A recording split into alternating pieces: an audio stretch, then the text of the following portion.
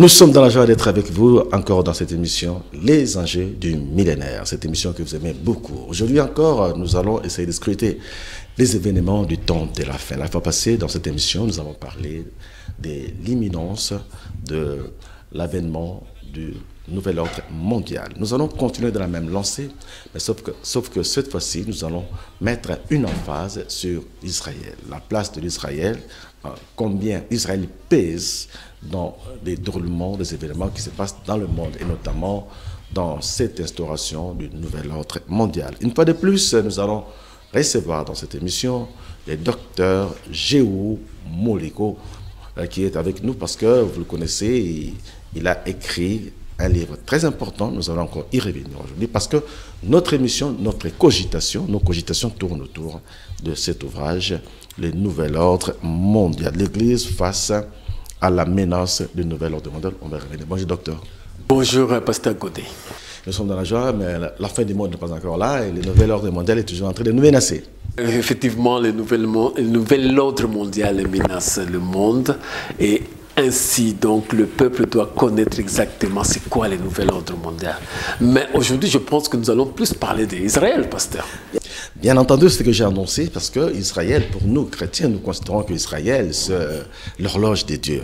Alors, voilà pourquoi, même dans votre ouvrage, que je m'empresse à prendre auprès de nos téléspectateurs, vous connaissez cet ouvrage, l'Église face à l'avenue du nouvel ordre mondial. On ne peut pas parler de l'ordre mondial sans aborder les sujets d'Israël. Donc aujourd'hui, nous allons voir un peu la place d'Israël dans cet événement. Voilà pourquoi la première question que je vous pose aujourd'hui déjà, c'est de savoir l'importance d'Israël plutôt sur le plan prophétique par rapport à tous les événements qui se passent dans le monde. Docteur. Oui, pasteur Godet, d'abord il faut connaître que Israël c'est le peuple physique de Dieu.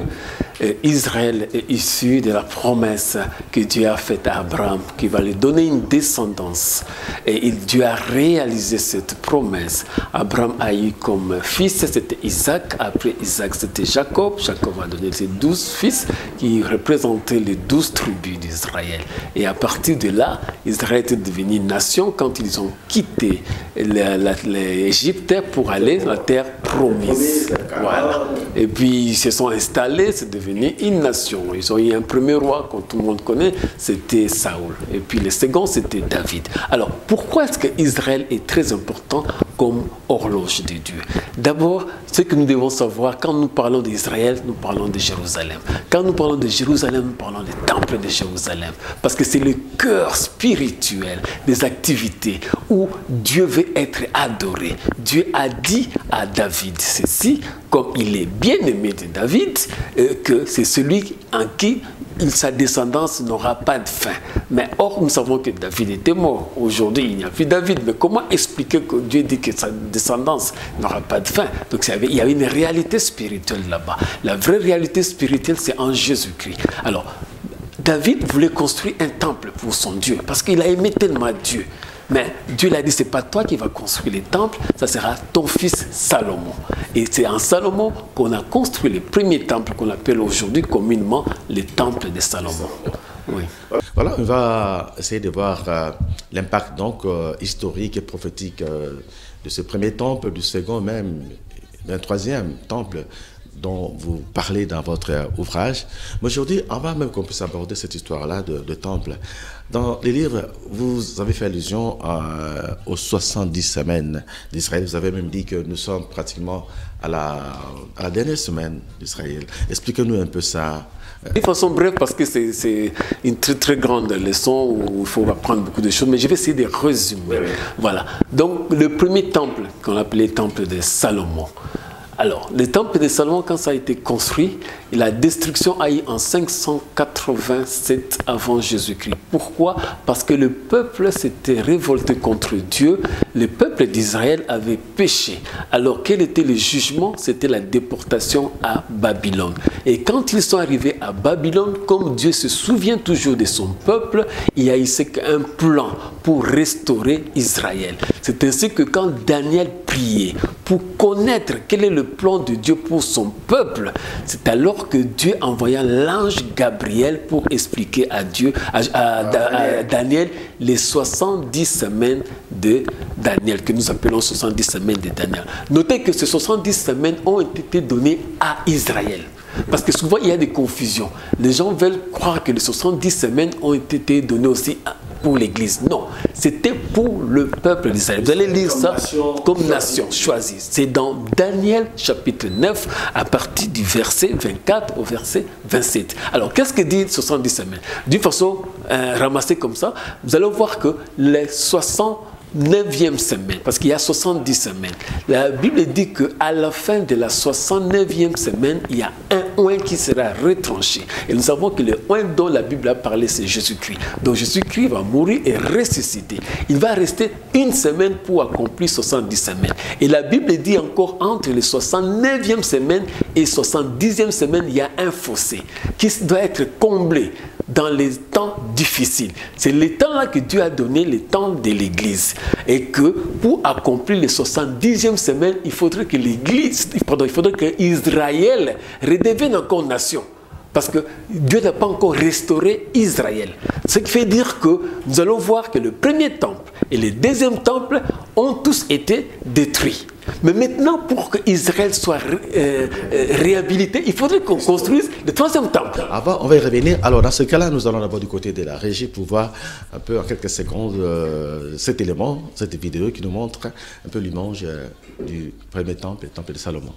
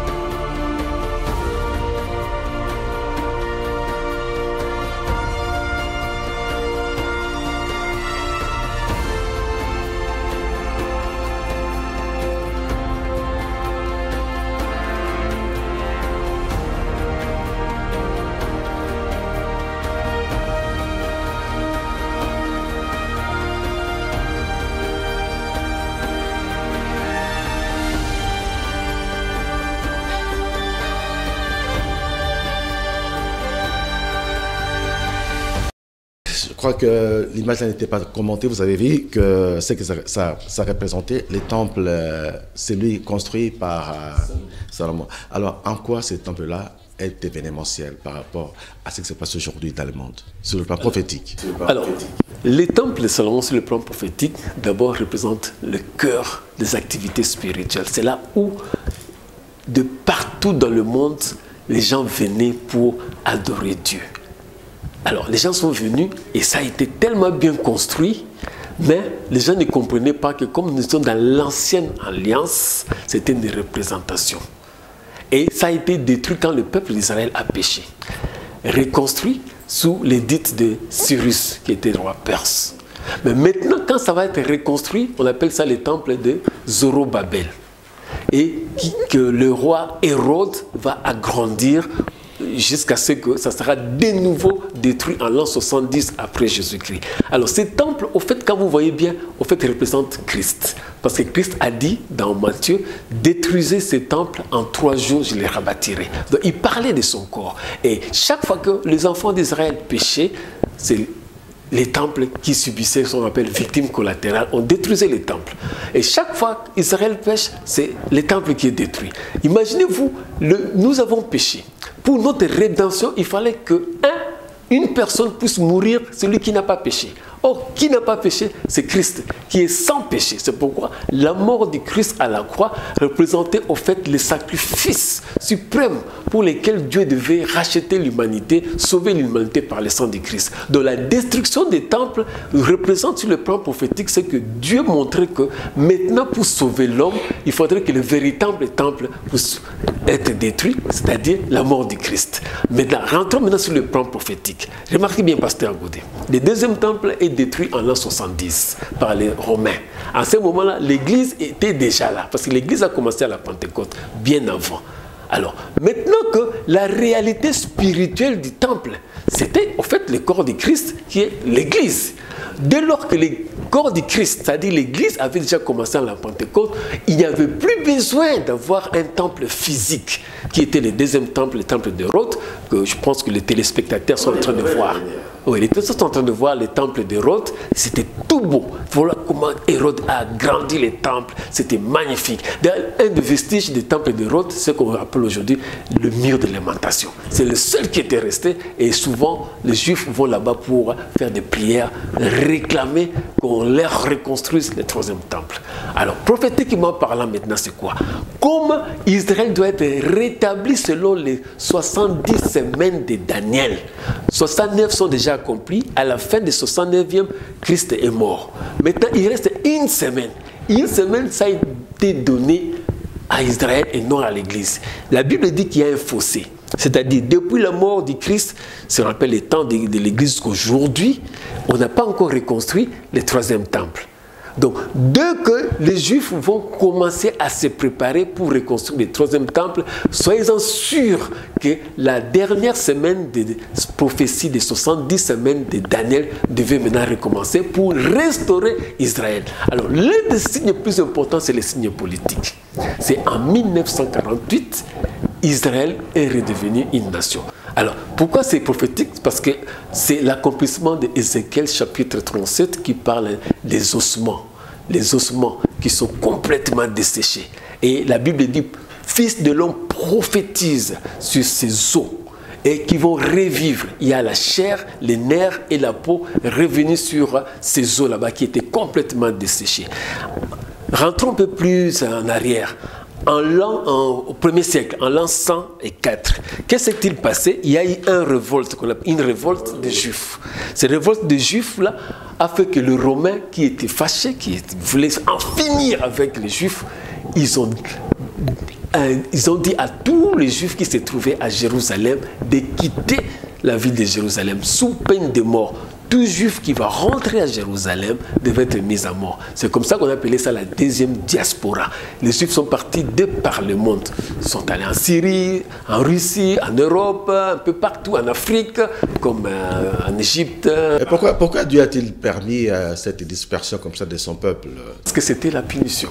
Il avait dit, le jour que vous allez désobéir à ma parole, je vous disperserai parmi les nations. C'était l'accomplissement de Jérémie. C'est comme ça que Dieu avait parlé à Jérémie et aussi dans Deutéronome. Le jour que vous allez désobéir à ma parole, vous serez dispersés. C'est comme ça qu'ils ont été dispersés. Mais la même prophétie dit que ce sera un jour où ils vont être ramenés sur leur terre qui est Israël. Alors c'est là maintenant je dis que depuis... Évidemment la prophétie que nous lisons dans Ézéchiel. Exactement. Avec dans la vallée des ossements. Exactement. Desséchés. Prenez la date de l'an 104.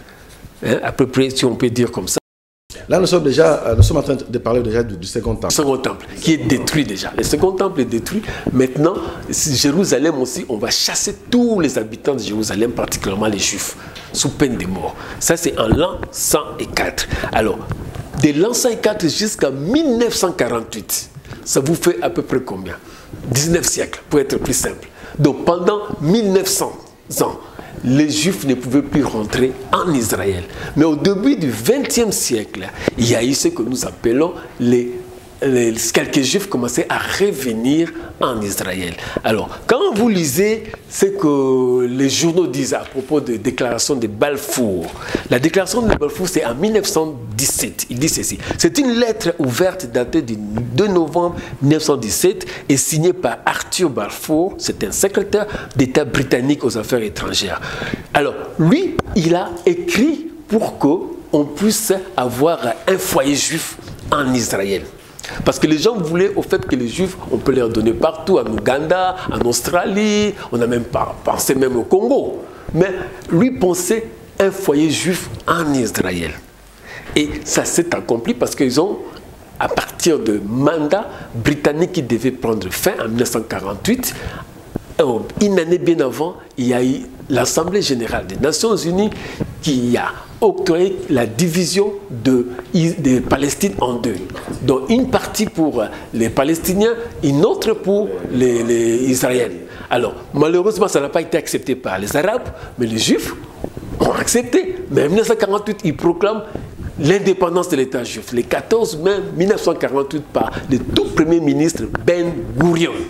C'est prophétique. Pourquoi c'est prophétique? Dès lors qu'Israël redevient une nation, comme Congo, RDC, comme France, comme États-Unis, c'est-à-dire que la prophétie revient maintenant en marche. Quelle prophétie? Le troisième temple. C'est la construction des temples maintenant, le troisième temple qui se prépare. Vous voyez comment j'ai dit, c'est prophétique, ce troisième temple-là. Pourquoi ça n'a pas été construit au Moyen-Âge? Parce qu'Israël n'était pas encore nation. Pourquoi ça n'a pas été construit à l'époque de Charlemagne? Parce qu'Israël n'était pas encore nation. Mais maintenant qu'Israël est nation, ils sont en train de se préparer pour reconstruire le troisième temple. Voyons d'abord l'image, cette image du second temple. C'est ce second temple. Du troisième temple. Second temple. D'abord, hein? Oui. Second temple. Et puis après, on revient sur le troisième temple pour voir la suite des événements.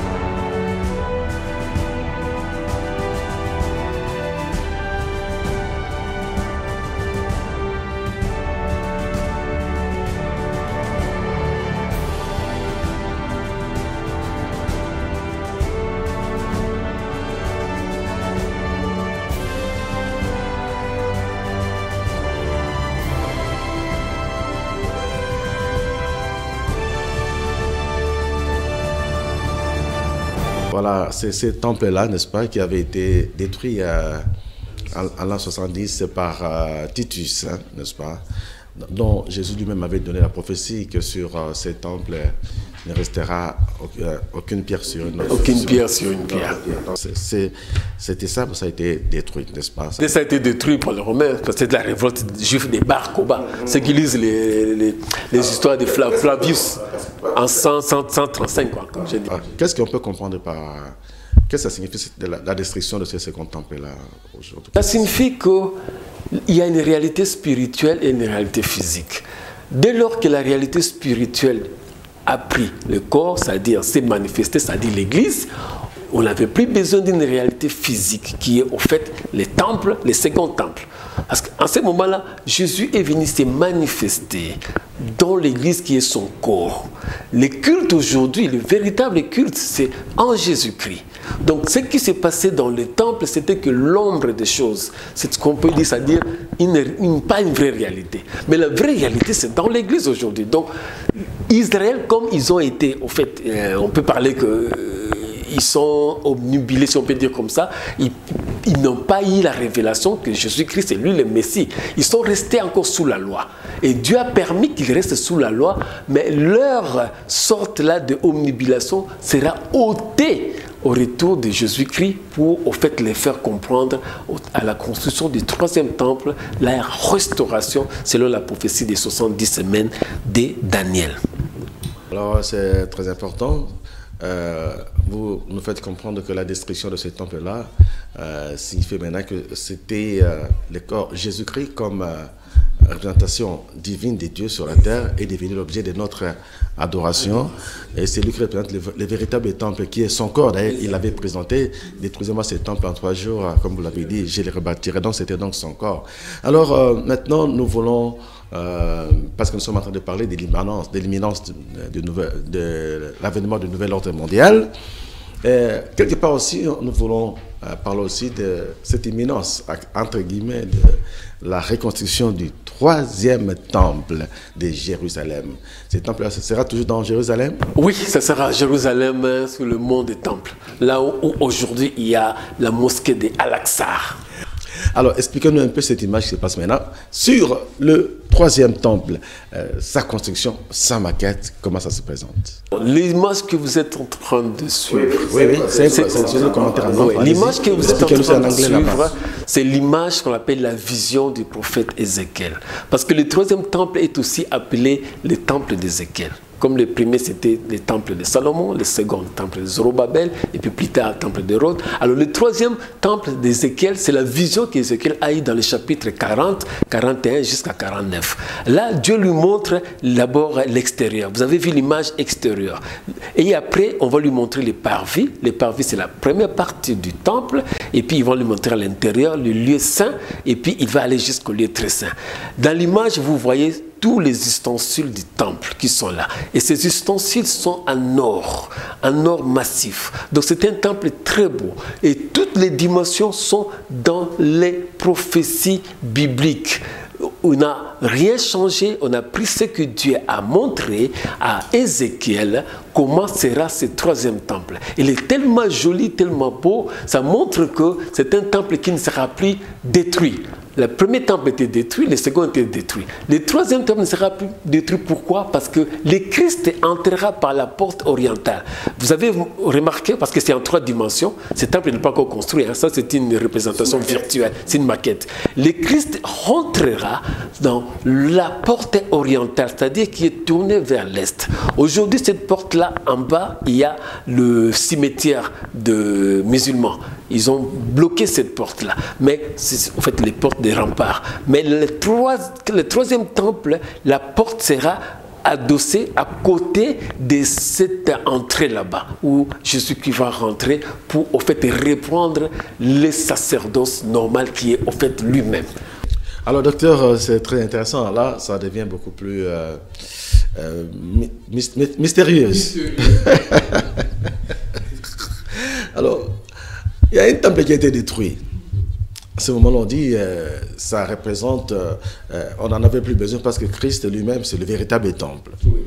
Alors, comment expliquer maintenant la nécessité ou la raison de la construction d'un troisième temple? C'est que Christ n'est plus là. Pasteur Godet, en fait, c'est les 70 semaines de Daniel. Okay, quel était l'objectif ou le but des 70 semaines? C'est restaurer Israël, le peuple d'Israël. Comme ils ont péché, ils ont été déportés en Babylone. Mais maintenant, la Bible dit qu'ils vont être restaurés quand? À la fin des 70e semaines.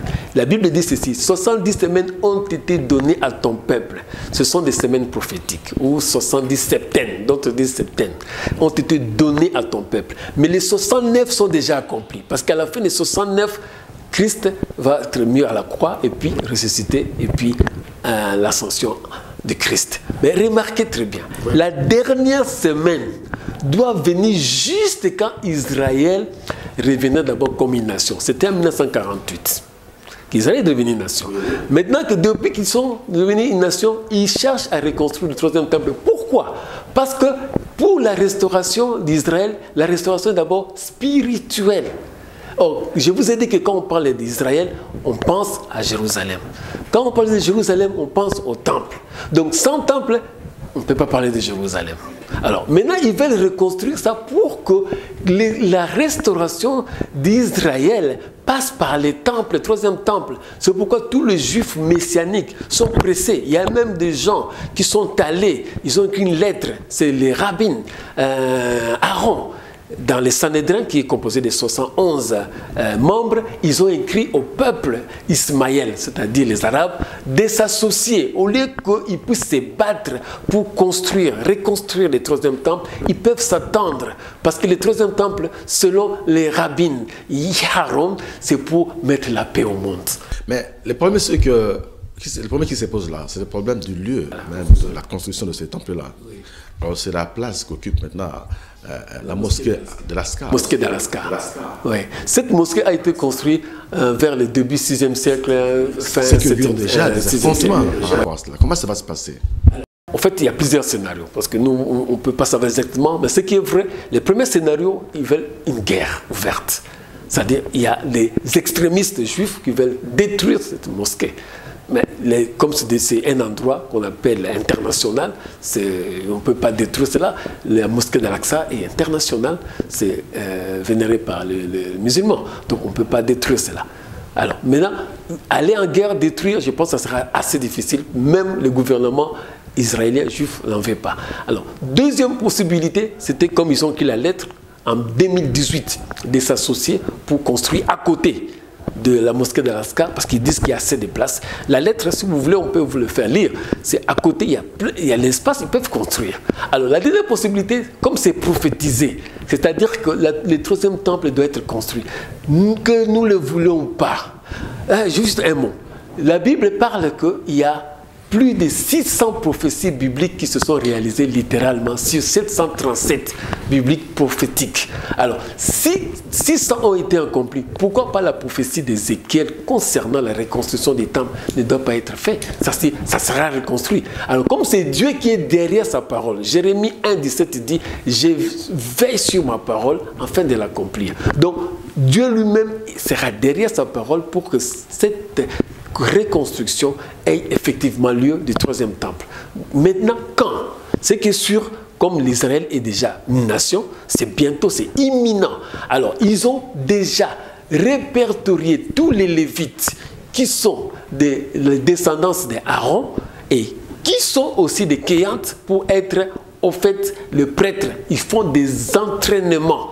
Pour le jour où ce temple sera reconstruit, ils peuvent déjà reprendre les services comme ça se faisait au temps de Salomon, au temps de Zorobabel. Vous voyez déjà, ça exactement comme c'était à l'époque d'Aaron ou du temple de Rhodes. Tout, exactement. Parce qu'eux en sont encore sous la loi. Ils ne peuvent pas changer. Ils changeront que quand ils verront que maintenant, donc celui qu'on attendait, c'était Jésus-Christ qui a été, au fait, qu'on a crucifié à la croix, c'était lui. Parce que pour le moment, ils sont aveuglés, ils ne savent pas que c'est Christ. Mais ils se préparent pour se Messie qui va venir. Donc, quand ils le verront, la Bible dit, ils le verront physiquement. Et quand ils auront leur aveuglement, sera ôté, enlevé, ils seront maintenant ces Christ. C'est alors que ces sacrifices-là seront finis. Et pour comprendre maintenant, entrer dans l'ère messianique. Alors, ça veut dire que le temple, là, quand il sera construit, ce sera toujours sur notre ère, ou bien ce sera après que l'enlèvement de l'Église ait lieu? Là, c'est une très bonne question.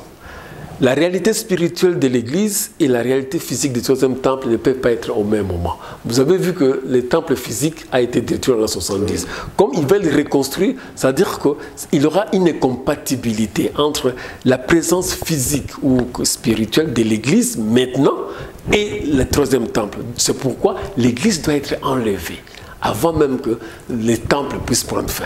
Nous ne savons pas quand ça va commencer, la reconstruction, mais ce qui est sûr, la présence physique du troisième temple est incompatible avec l'Église encore sur cette terre. Donc vous voyez qu'il n'y a plus beaucoup de temps. Écoutez, si je comprends bien, le fait que les matériaux sont réunis, oui, les entraînements ont déjà commencé, des répétitions pour les Lévites, cela veut dire tout simplement que la fin du monde, disons pas la fin du monde, l'avènement du Christ, la seconde venue du Christ est déjà attestée par ce fait-là. Parce que ces temples-là, selon ce que vous nous dites, ce temple-là ne pourra pas exister en même temps que l'Église. Exactement. Parce que nous devons être prêts à être enlevés. Parce que quand les 70 semaines seront accomplies, cela veut dire qu'Israël doit être restauré. C'est que les gens n'arrivent pas à comprendre. Il faut qu'Israël, pour le moment, ils ont plus ou moins, les gens pensent qu'ils ont été abandonnés par Dieu. Non, ils ont juste été mis à part pour un moment, le temps qu'ils reviennent. Hein? Avec la grâce divine de Dieu. Mais maintenant que l'Église est encore là, nous sommes dans la dispensation de l'Église. La dispensation de l'Église va prendre fin d'abord avec l'enlèvement de l'Église et puis la restauration d'Israël. C'est là qu'on appelle les temps de grande tribulation. Et pendant que, parce que si nous voulons en parler, la dernière semaine de Daniel commencera d'abord par l'arrivée de l'Antichrist qui pendant une semaine, la moitié de la semaine, il va faire des alliances avec Israël et la seconde moitié de cette semaine, il va maintenant combattre Israël pour se proclamer lui-même Dieu. Il va venir s'asseoir dans les temples. Et cet Antichrist sera combattu par Jésus-Christ lui-même quand il viendra, lui et les faux prophètes. Aujourd'hui, l'Antichrist et les faux prophètes, eux aussi se préparent. C'est là que nous allons voir quand nous parlerons de l'Église. C'est là que nous allons voir quand nous parlerons des nations. Vous voyez, donc tout est en train de se préparer. Pendant que les chrétiens sont en train de dormir, sont dans la distraction. Ah non, je veux des bénédictions, je veux les mariages, je veux ceci. Eux là-bas, ils se préparent. Israël se prépare pour le troisième temple. Mais sachez que le troisième temple ne peut pas être au même moment que l'Église. C'est-à-dire l'Église a peu de temps qu'il lui reste pour être enlevé. Mais qui sera enlevé, ça ne sera pas tout chrétien parce qu'il y a des vierges folles qui ont raté l'enlèvement. Il n'y aura que des vierges sages qui vont être enlevées. C'est pourquoi moi je demande bien à tous ceux qui me suivent, es-tu vierge folle ou vierge sage? Es-tu la vierge folle, la vierge folle ou bien l'une des vierges sages? C'est très important.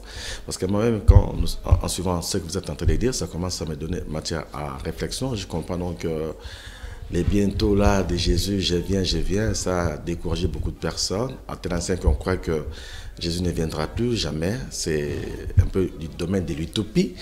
Là, avec ces révélations, on s'est dit que ça va, quelque chose se prépare. Alors, là, par exemple, vous voyez l'image, on va montrer l'image du chandelier maintenant. Le chandelier qui est en train d'être reproduit, c'est déjà reproduit. Tous 70 objets ont déjà été reproduits. Les objets cultuels, c'est-à-dire qu'on trouvait dans le temple de Salomon ou de Zorobabel, déjà reproduits.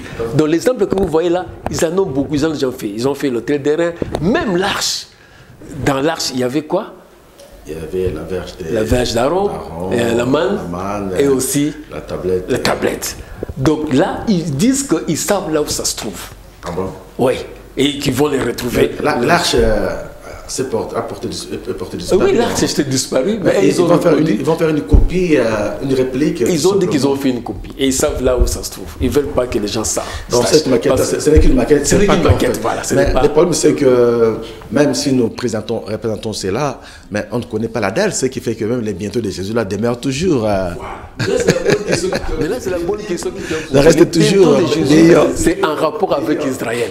Or, je vous ai démontré aujourd'hui qu'il y a peu de temps qui reste. Donc, le bientôt de Jésus est plus imminent encore que le bientôt du temps de l'Apocalypse qui disait que je viens bientôt. Ça, c'était au 1er siècle. Donc, ce qui fait qu'aujourd'hui, au 21e siècle, le bientôt est plus bientôt encore, si je peux l'expliquer comme ça. Parce qu'Israël a déjà tous les signes. Qu'est-ce qui manque? C'est la construction de les temples. Tout est fait là. Les seules choses qui manquent, construction.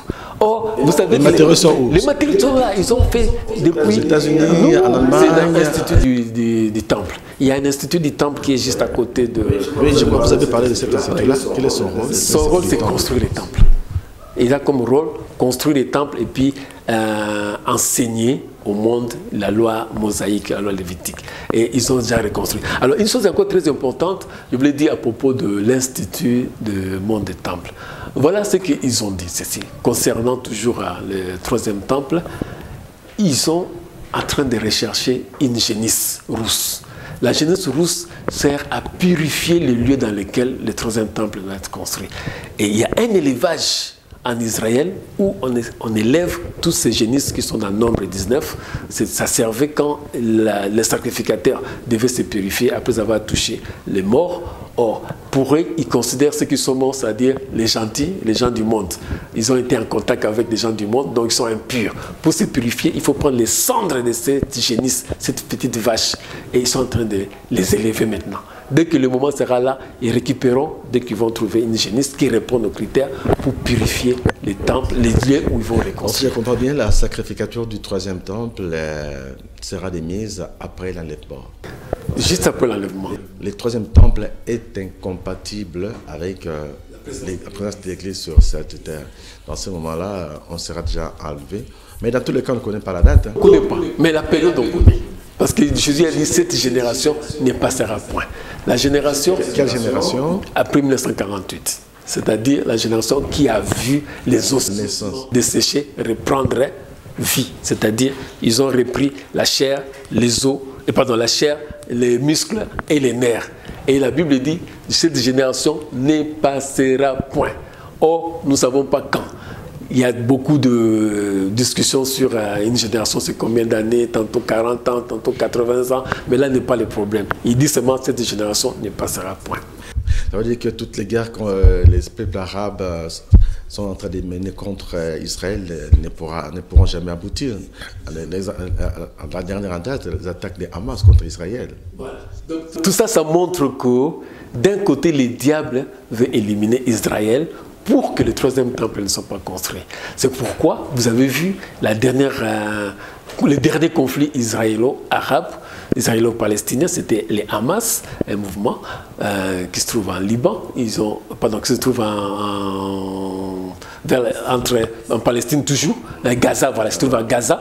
Ils ont envoyé des missiles, des roquettes sur Israël, particulièrement sur Jérusalem et d'autres villes alentours. Ils ont eu des boucliers qu'on appelle anti-roquettes. Ces boucliers coûtent tellement cher et qui déviaient ou bien détruisaient les roquettes qui étaient envoyées vers Jérusalem. Cela montre que plus nous nous approchons pour reconstruire le 3e temple, plus ceux qui sont contre Israël, particulièrement certains Arabes, ils vont vouloir détruire Israël. Et vous savez ce que l'Iran a dit? Solution finale, détruire Israël. Ça, c'est l'Iran qui faire disparaître Israël. C'est prophétique. Et cette menace-là pourra se réaliser. Ils ne pourront pas, mais nous irons vers une guerre qu'on appelle la 3e guerre mondiale qui va opposer Israël contre toutes les nations, y compris l'Union européenne qui sera... Ce ne sera pas encore la guerre de l'Armageddon. C'est ça la guerre d'Armageddon, justement. C'est ça la guerre d'Armageddon qui posera Israël contre toutes les nations.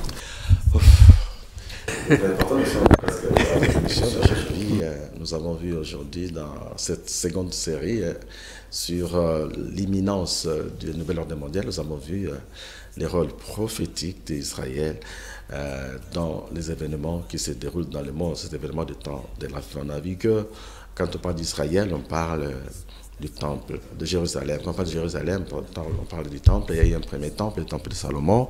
Il y a eu un second temple, le temple de Zorobabel. Et maintenant, il serait quelque part en chantier des troisième temple dont l'existence serait incompatible avec l'Église. Ce qui fait que ce temple-là, les matériaux étant en train d'être réunis, ça veut dire que nous sommes vers la fin du temps.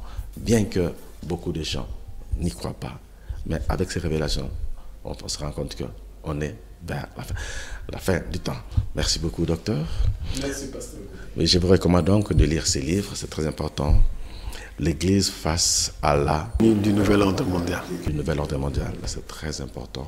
Vous allez découvrir les événements qui se passent dans le monde. Rien ne se fait au hasard. Tout est réglé. Israël, c'est notre horloge. Alors, Israël, c'est les tableaux de bord de Dieu. Merci beaucoup. Nous allons vous retrouver la fois prochaine dans notre numéro de Enjeux du millénaire. Au revoir.